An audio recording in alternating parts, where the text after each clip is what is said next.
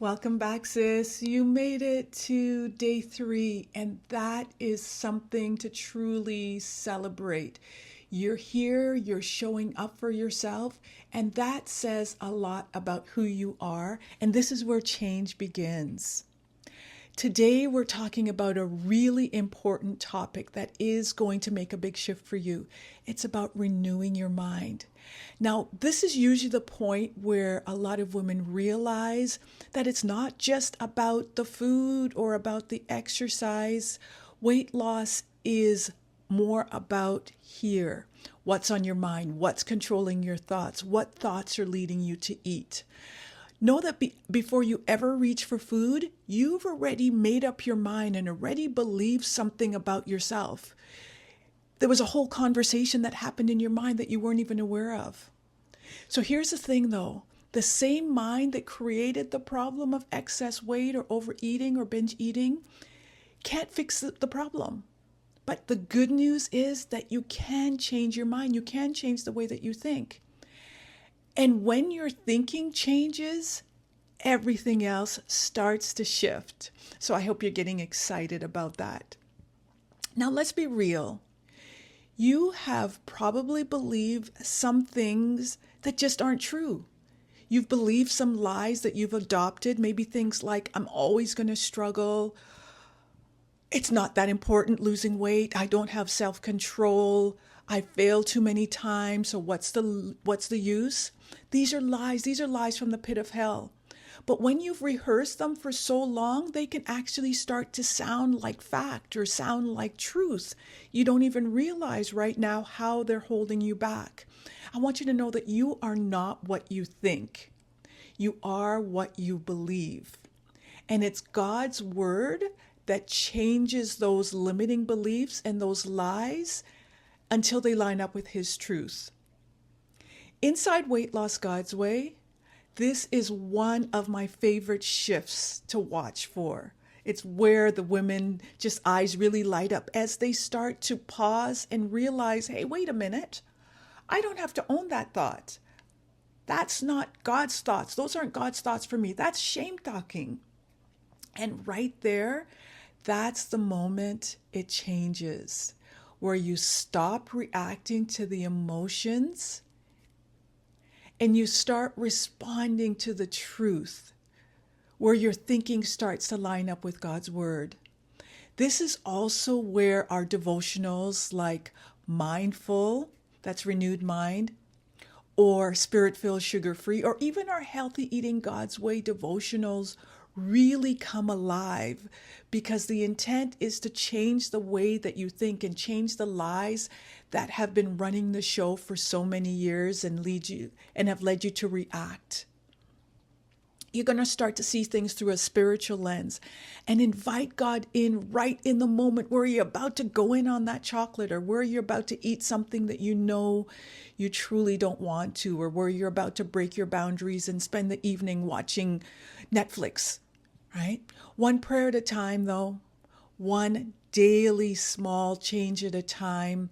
It's choosing over and over again to think differently.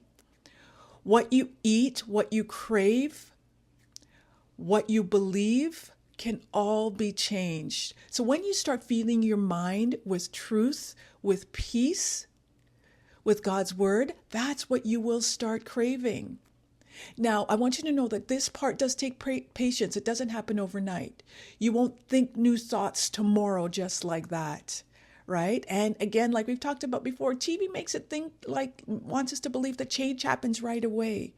But it doesn't. Know that how God wants to change us from the inside out will take time.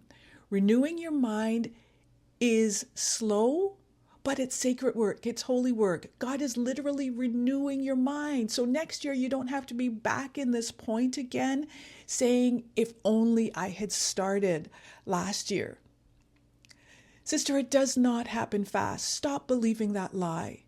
But remember, just because the process is long, it doesn't mean it's wrong. I know you've heard me say that a few times, because we got to start shifting what we believe weight loss is. It's not a quick fix, but the results will be lasting if you give yourself the time, the grace and the patience that is needed in order to finally achieve your goal.